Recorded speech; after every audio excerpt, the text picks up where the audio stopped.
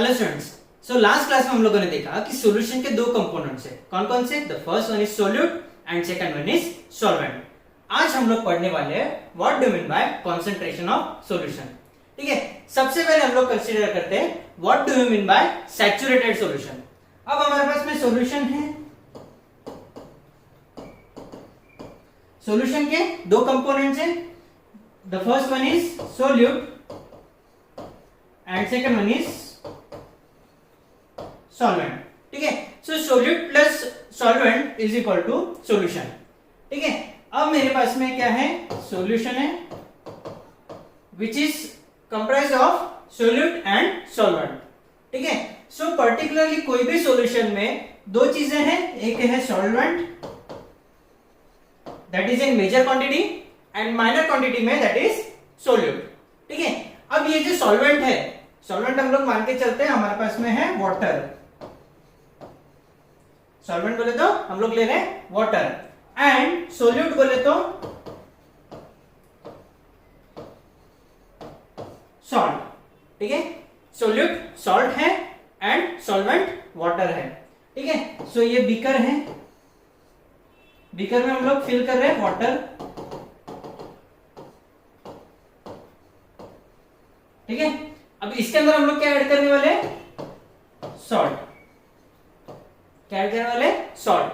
ठीक है, सो ये जो सॉल्वेंट है दैट इज वाटर है, इसकी एक कैपेसिटी होगी कि वो इतना ही अमाउंट ऑफ सोल्यूट अपने में डिसॉल्व कर सकता है।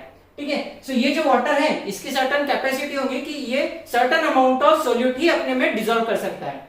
ठीक है, सो मान के चलो हमारे पास में 100 ml का वाटर है एंड 10 ग्राम ऑफ सॉल्ट है। सो मान के चलो कि 100 ml वाटर में सिर्फ 10 gram of salt he add हो सकता है, इससे ज्यादा ऐड नहीं हो सकता है। ठीक है, अगेन आई एम सेइंग मान के चलो। ठीक है, दैट इज अजम्पशन। सो अब इसके अंदर वाटर में 100 ml में सिर्फ 10 gram of salt he add हो सकता है, इसके ज्यादा ऐड नहीं हो सकता है। ठीक है, अगर इसके बाद में भी मैं ऐड करूं, ठीक है, अगर मैं चाहूं कि मैं इसके अंदर 15 ग्राम ऐड करूं तो 15 ग्राम ऐड नहीं होंगे। ठीक है, सो इसका जो कैपेसिटी है उतना ही अमाउंट ऑफ सॉल्ट अगर मैंने इसके अंदर डिसॉल्व कर दिया, so that will be known as saturated solution. Saturated solution बोले तो कौन सा? कि जितना अमाउंट ऑफ सोल्यूट डिसॉल्व हो सकता है उतना पूरा डिसॉल्व हो गया है। अब इसके आगे फर्दर कोई भी सोल्यूट पार्टिकल्स उसके अंदर डिसॉल्व नहीं होने वाले हैं, so that solution will be known as solute. ठीक है, sorry that is known as saturated solution. अब जितना अमाउंट ऑफ सोल्यूट इसके अंदर डिसॉल्व हुआ, जितना अमाउंट ऑफ सोल्यूट इसके अंदर डिसॉल्व हुआ वो होगी इसकी सोल्युबिलिटी। वो क्या होगी? सोल्युबिलिटी। अब हम लोगों ने देखा what do you mean by saturated solution, है ना। अब सैचुरेटेड सॉल्यूशन है तो कॉन्ट्राडिक्टर में क्या रहेगा? Unsaturated solution.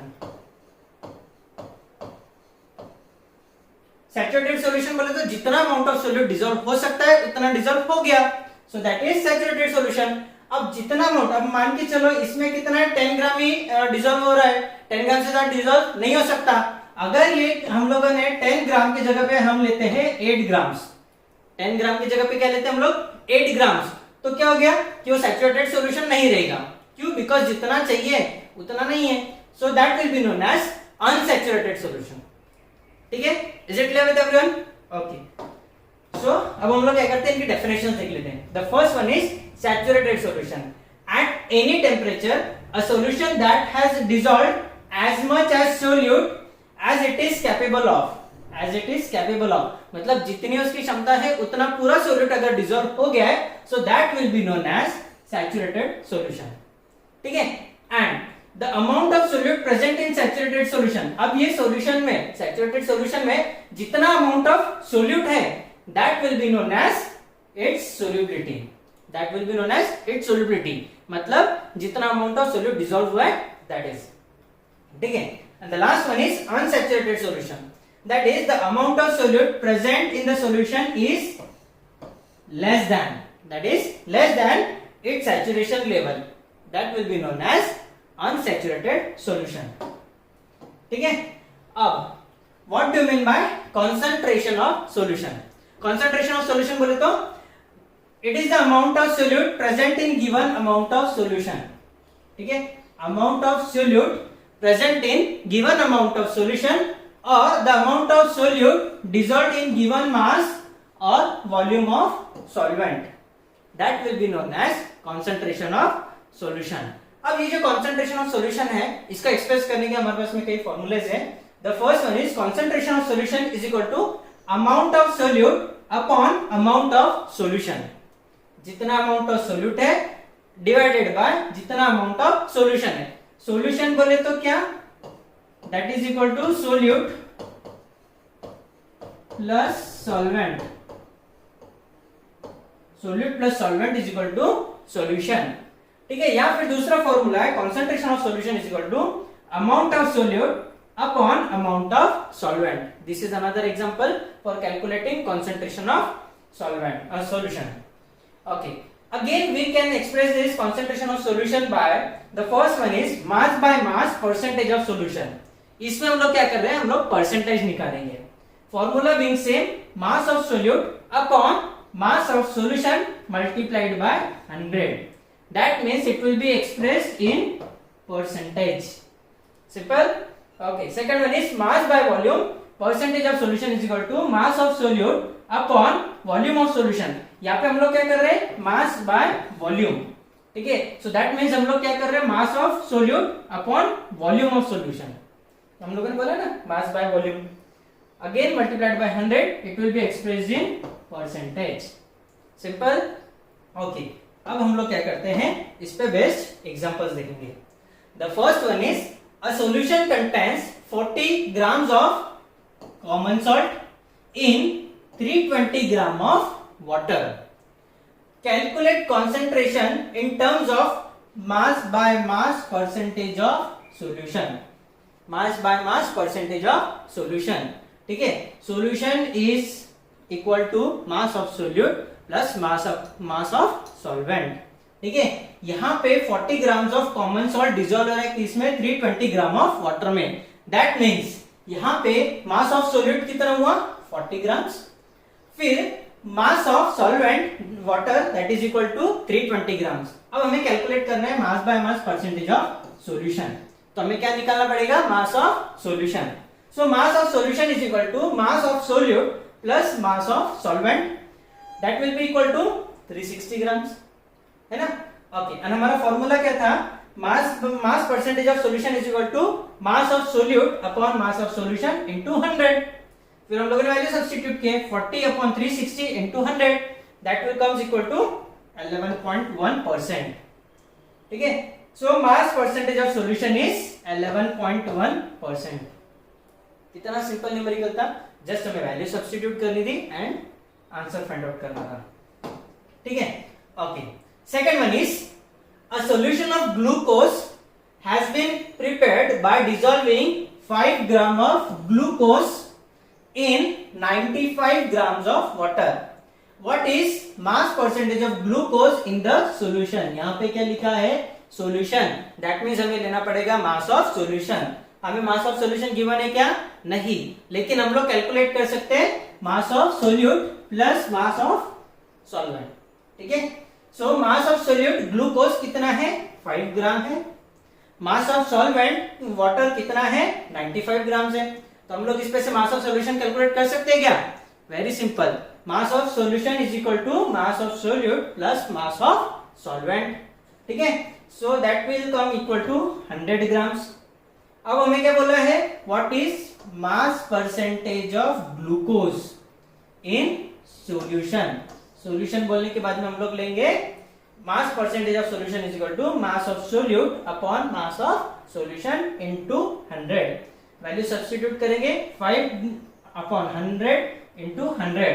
ये 5 बोले तो mass of solute, solution 100 multiplied by 100, so that will come equal to 5%। So mass percentage of solution is 5%. Very simple. So third problem is a solution contains 5 ml of alcohol mixed with 95 ml of water. We have to calculate volume percentage of solution.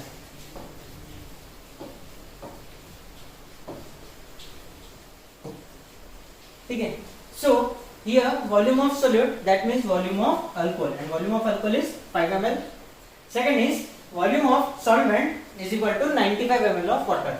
So इसमें से हम लोग क्या calculate करेंगे, solution, volume of solution. Volume of solution is equal to volume of solute plus volume of solvent. That will come equal to 5 plus 95. That will be equal to 100 ml. यहाँ तक सभी को क्लियर हुआ? Okay. फिर हमारा formula है volume percentage of solution is equal to volume of solute upon volume of solution into 100. Volume of solute is 5, volume of solution is 100. So 5 divided by 100 into 100. That will come equal to 5%. ठीक है, very simple problem था. Fourth problem is calculate the mass of urea and mass of water acquired to make a 250 gram of 20% solution of urea. That means here हमें क्या बोला है, calculate the mass of urea. Urea is solvent, sorry, urea is solute and solvent is water. ठीक है, and here हमें given है solution of urea. So that means यहाँ पे mass percentage of solution कितना given है हमें 20%. ठीक है, 20% is mass percent, and दूसरा mass of solution is 250 ग्राम. ठीक है, और हमें पता है mass percentage of solution is equal to mass of solute upon mass of solution into 100. यहाँ पे हमें मास ऑफ सोल्यूट नहीं पता है. ठीक है, मास ऑफ सॉल्यूशन हमें ये गिवन है, दूसरा मास परसेंटेज हमें गिवन है. ठीक है, सो हम लोग वैल्यू सब्स्टिट्यूट करेंगे. 20 is equal to mass of solute upon 250 into 100. Therefore mass solute is equal to ये 250 यहाँ पे मल्टीप्लाइड होगा, 250 multiplied by 20 divided by 100. ठीक है, सो मास, अब इसमें से हमें क्या कैलकुलेट हो गया, मास ऑफ सोल्यूट कितना है 50 ग्राम. मास ऑफ सोल्यूट कितना है 50 gram and mass of solution हमें पता है 250 ग्राम. सो हमें ये पता है mass of solution is equal to mass of solute plus mass of solvent. तो इस पे से हम लोग कैलकुलेट करेंगे mass of solution is equal to mass of solute plus mass of solvent. So mass of solvent is equal to mass of solution minus mass of solute. That will come equal to 200 gram. ठीक है, so this are all about the numericals about concentration of solution.